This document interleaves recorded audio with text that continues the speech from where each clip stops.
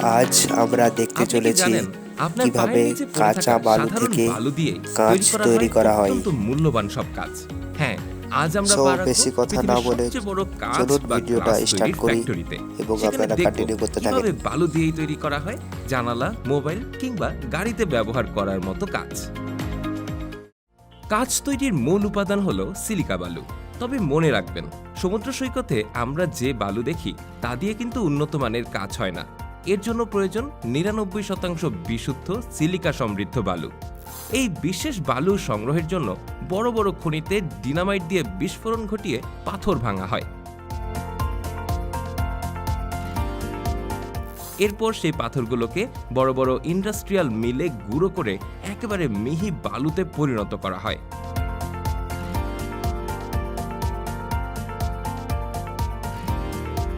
এরপর শুরু হয় আসল কাজ। প্রতি ঘন্টায় প্রায় ২২০ টন বালু পরিষ্কার করার ক্ষমতা সম্পন্ন বিশাল ওয়াশিং মেশিনে এই বালু ধোয়া হয়। এখানে ওয়াটার জেটের মাধ্যমে বালুর ময়লা দূর করা হয় এবং সেন্ট্রিফিউগাল ফোর্স ব্যবহার করে বালুর ভেতর থেকে ভারী ধাতব কণাগুলো আলাদা করা হয়। সবশেষে ম্যাগনেটিক সেপারেটর দিয়ে লোহার কণাগুলো দূর করা হয়, কারণ সামান্য লোহা থাকলেও কাচের রং বদলে যেতে পারে। পরিশোধিত এই বালুর সাথে মেশানো হয় সোডিয়াম কার্বনেট এবং ক্যালসিয়াম কার্বনেট। সোডিয়াম কার্বনেট বালুর গলনাঙ্ক কমিয়ে দেয়, ফলে কম তাপে এটি গলতে শুরু করে। আর ক্যালসিয়াম কার্বনেট কাচকে টেকসই করতে সাহায্য করে। আর নীল রঙের কাচ বানাতে এর সাথে কোবাল্ট অক্সাইড মেশানো হয়। এরপর এই মিশ্রণটি পাঠানো হয় বিশাল এক গ্যাস ফার্নেসে। এখানকার তাপমাত্রা থাকে ১৬৫০ ডিগ্রি সেলসিয়াস, যা আগ্নেয়গিরির লাভার চেয়েও বেশি উত্তপ্ত। এই তীব্র তাপে বালু গলে গিয়ে তরল কাঁচ বা লিকুইড গ্লাসে পরিণত হয়। কারখানার কর্মীদের এই সময় আগুনের তেজ থেকে বাঁচতে ফায়ারপ্রুফ স্যুট ও কেভলার গ্লাভস পরতে হয়। এর প্রায় ২৪ ঘন্টা পর বালু তার অস্তিত্ব হারিয়ে টকটকে লাল তরল লাভায় রূপ নেয়।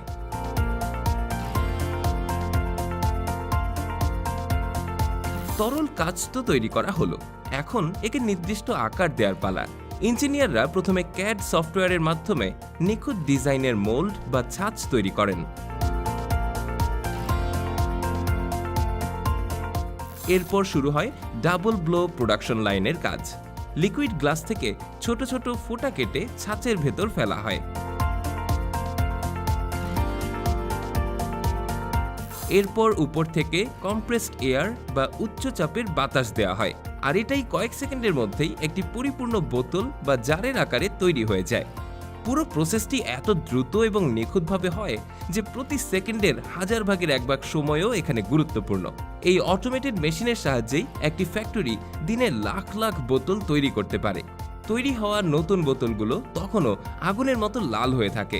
রোবোটিক আর্মগুলো খুব সাবধানে এই বোতলগুলোকে তুলে নিয়ে একটি কনভেয়ার বেল্টে রাখে। এরপর এগুলোকে একটা লম্বা টানেলের ভেতর দিয়ে নিয়ে যাওয়া হয়, যেখানে তাপমাত্রা ধীরে ধীরে কমিয়ে আনা হয়। এই ধীরে ধীরে ঠান্ডা করার প্রক্রিয়াকে বলা হয় অ্যানিলিং। হুট করে ঠান্ডা করতে গেলে কাঁচ ফেটে যেতে পারে, তাই এই ধাপটি অত্যন্ত জরুরি। ঠান্ডা হওয়ার পর প্রতিটি বোতলকে হাই স্পিড ক্যামেরা এবং অপটিক্যাল সেন্সরের নিচে দিয়ে যেতে হয়। যদি কোনো বোতলে কোনো ছোট ফাটল, বুদবুদ বা দাগ থাকে, তবে সেন্সর সেটি শনাক্ত করে স্বয়ংক্রিয়ভাবে লাইন থেকে সরিয়ে ফেলে। শুধুমাত্র শতভাগ নিখুঁত বোতলগুলোই পরবর্তী ধাপে যাওয়ার অনুমতি পায়। পরীক্ষায় পাশ করা বোতলগুলো এবার চলে যায় প্যাকেজিং এরিয়ায়। সেখানে বড় বড় রোবট সাকশন কাপের সাহায্যে শত শত বোতল একসাথে তুলে নিয়ে প্যালেটে সাজিয়ে রাখে। প্রতিটি লেয়ারের মাঝে প্রোটেক্টিভ শীট দেওয়া হয়, যাতে যাতায়াতের সময় ঘষা লেগে কাচের ক্ষতি না হয়। সবশেষে প্লাস্টিক ফিল্ম দিয়ে মুড়িয়ে বক্সগুলোকে জাহাজে বা ট্রাকে তোলার জন্য প্রস্তুত করা হয়। বড় বড় ফ্যাক্টরিগুলোতে কিন্তু কাচের একটি টুকরাও নষ্ট করা হয় না।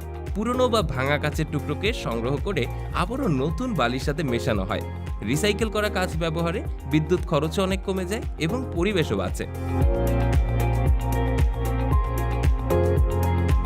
আপনি জানলে অবাক হবেন, মানুষ ইচ্ছে করেই কাঁচ আবিষ্কার করেনি, বরং এটা ভুল করে আবিষ্কার হয়ে গিয়েছিল।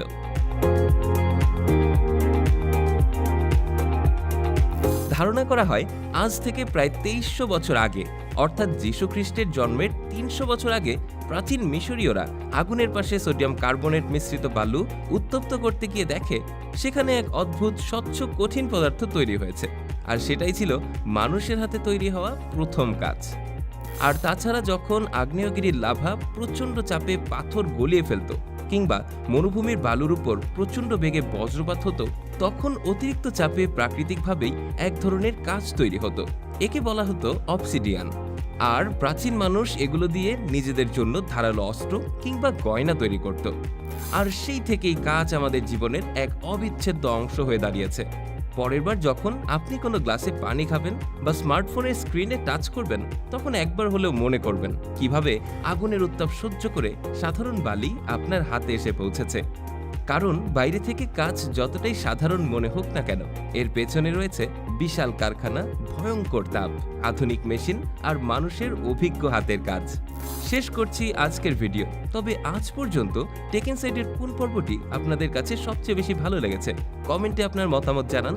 আর আপনাদের কমেন্টের ভেতর থেকে বিজয়ী 3 জনের কমেন্ট আমি পরবর্তী ভিডিও শেষে অ্যাড করে দেব। তো আবারও দেখা হবে পরবর্তী ভিডিওতে। ততক্ষণ পর্যন্ত সবাই ভালো থাকুন, সুস্থ থাকুন।